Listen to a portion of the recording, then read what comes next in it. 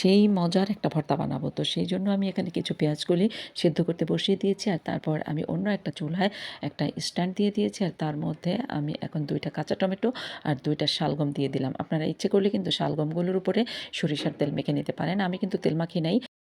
উল্টে পাল্টে খুব ভালো করে শালগম আর টমেটোগুলোকে পুড়িয়ে নিতে হবে। আর এদিক দিয়ে পেঁয়াজকলিগুলো সিদ্ধ হয়ে গেছে, শালগম আর টমেটোগুলো পোড়ানো হয়ে গেছে। আমি একটা ফ্রাই প্যান বসিয়ে দিয়েছি, আর তার মধ্যে দিয়ে দিলাম কিছু পেঁয়াজ কুচি, রসুন, কয়েকটা টমেটো আর কিছু কাঁচামরিচ দিয়ে দিলাম।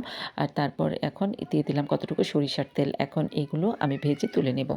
টমেটো ছাড়া বাকি সব উপকরণ ভাজা হয়ে গেছে, এগুলো তুলে নিলাম। আর সেই জায়গায় আমি পেঁয়াজকলিগুলো দিয়ে দিলাম। এখন পেঁয়াজকলিগুলোও ভাজা হয়ে গেছে, এখন টমেটোগুলোও ভাজা হয়ে গেছে, সব কিছু তুলে নিলাম। আর এইদিকে পোড়ানো যে টমেটো আর শালগমগুলো ছিল সেগুলোর আমি চামড়াগুলো ছিলে পরিষ্কার করে নিয়েছি, ধুয়ে নিয়েছি। এখন শালগমগুলোকে একটা গ্রেটার দিয়ে গ্রেট করে নিলাম, আর টমেটোগুলোকেও একটু ছোটো ছোটো করে নিলাম, আর তারপর এগুলো চিপে পানিটা নিংড়ে নিলাম। আর এখন এগুলো রেডি হয়ে গেছে, একটা বাটনা নিয়ে নিলাম, আর তার মধ্যে আমি নিলাম পেঁয়াজ কুচি, লবণ, চিলি ফ্লেক্স। এখন এগুলো পিষানিটা দিয়ে খুব ভালো করে পিষে নিতে হবে। পিষানোর পর এখানে দিয়ে দিলাম আমি কতগুলো ধনেপাতা কুচি। ধনেপাতা কুচিগুলো দেওয়ার পর আবারও খুব ভালো করে মিশিয়ে নিলাম। তারপর একে একে সব উপকরণ দিয়ে পিষানিটা দিয়ে পিষে মিশিয়ে নিলাম। সব শেষে শালগমগুলো গ্রেট করে নিয়েছিলাম সেগুলো দিয়ে হাত দিয়ে খুব ভালোভাবে মিশিয়ে নিতে হবে। আর তারপর একটু পছন্দ মতন সরিষার তেল দিয়ে দিতে হবে। তারপর মেখে নিলে হয়ে গেল খুব মজাদার পোড়া শালগমের ভর্তা।